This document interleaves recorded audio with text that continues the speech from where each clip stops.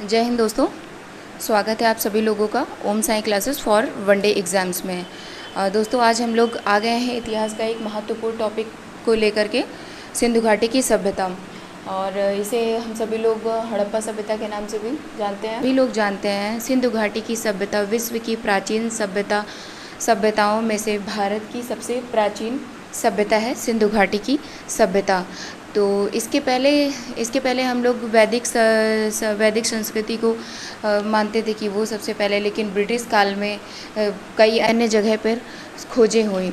उससे यह पता चला कि सिंधु घाटी की सभ्यता भारत की सबसे प्राचीन सभ्यता है। और एक एक पॉइंट को हम लोग पढ़ना शुरू करेंगे। तो आइए हम लोग आज इसका बेसिक स्ट्रक्चर देखेंगे। आशा करती हूँ आज आप सभी लोगों को क्लियर दिख रहा होगा, सब कुछ जो भी लिखा हुआ है इस पर सही से दिख रहा होगा।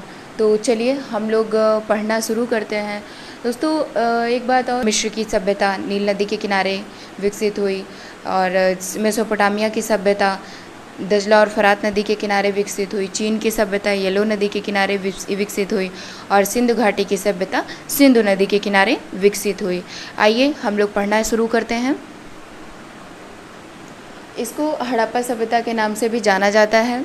सन 1856 में अलेक्जेंडर कनिंघम नामक अंग्रेज अधिकारी ने हड़प्पा का निरीक्षण किया, और इन्होंने ही सन 1861 में आर्कियोलॉजी सर्वे ऑफ इंडिया की स्थापना की थी। और 1921 में दोस्तों जॉन मार्शल के जो ये आर्कियोलॉजी सर्वे ऑफ इंडिया के प्रमुख थे, इन्हीं के निरीक्षण में पहली बार उत्खनन का काम शुरू किया गया। और जो दो भारतीय जिन्होंने उत्खनन किया था, भारतीय थे, एक तो दयाराम साहनी और राखालदास बनर्जी। दयाराम साहनी ने 1921 में हड़प्पा नामक शहर की खोज की थी, और राखालदास बनर्जी ने 1922 में मोहनजोदड़ो नामक शहर की खोज की थी। तो आइए हम लोग देखते हैं। ये लोग कांस्य धातु की कला से भी अवगत थे, इसलिए इस सभ्यता को कांस्ययुगीन सभ्यता के नाम से भी हम लोग जानते हैं। आइए हम लोग आगे पढ़ना शुरू करते हैं। काफ़ी सारे जो 2500 से 1750 ईसा पूर्व में इसकी माने सिंधु सभ्यता की खोज की गई, उस टाइम पे मानते हैं। लेकिन जो एक मान्य तिथि है वो 2300 से 1700 ईसा पूर्व मान्य तिथि है। ये का विस्तार क्षेत्र है, देख लेते हैं दोस्तों। ये पाकिस्तान में बलूचिस्तान, पंजाब, सिंध, भारत में पंजाब, गुजरात, राजस्थान, हरियाणा, पश्चिम उत्तर प्रदेश, जम्मू कश्मीर, पश्चिम महाराष्ट्र। आइए इसका विस्तार हम लोग देखते हैं। एक दोस्तों सिंधु सभ्यता के विस्तार का आकार जो है वो त्रिभुजाकार है। इसको मैं आप लोगों को मैप पे दिखा दूंगी। ये पहले ऐसे समझ लेते हैं हम लोग इसका।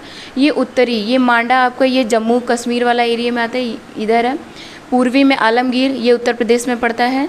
दैमाबाद ये महाराष्ट्र का क्षेत्र आपका है।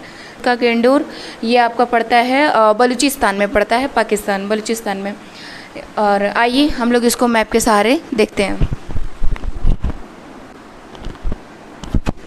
आइए इसको हम लोग मैप पे देखते हैं।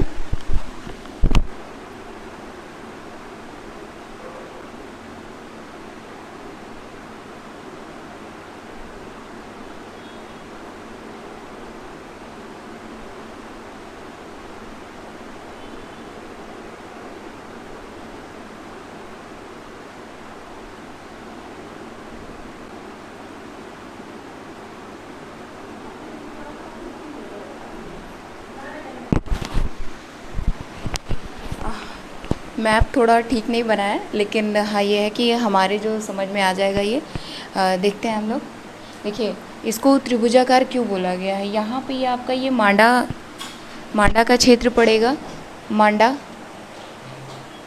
ये आपका जम्मू कश्मीर वाला क्षेत्र पड़ जाएगा, और ये इधर आपका पड़ेगा यूपी। यहाँ पे आलमगीरपुर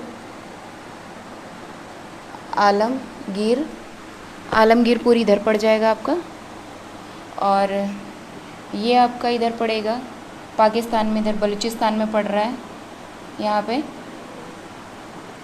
सूत का डेगोर ये आपका बलूचिस्तान में पड़ेगा। और यहाँ पे पड़ेगा आपका महाराष्ट्र में दैमाबाद।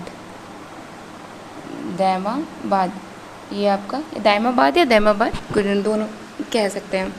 इसका विस्तार क्षेत्र देखेंगे, ये आपकी ये आकृति इधर बन रही है, इधर ये यहाँ पे, ठीक है दोस्तों।